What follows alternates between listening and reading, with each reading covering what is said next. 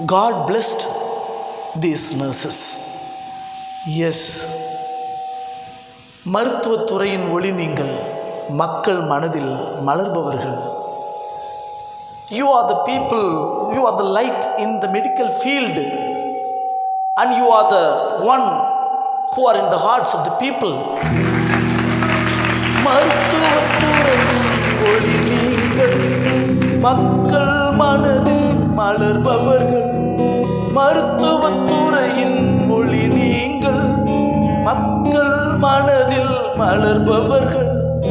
ஒளியாம் இறைவனை நோக்கிடுங்கள், ஒளியாம் இறைவனை நோக்கிடுங்கள்.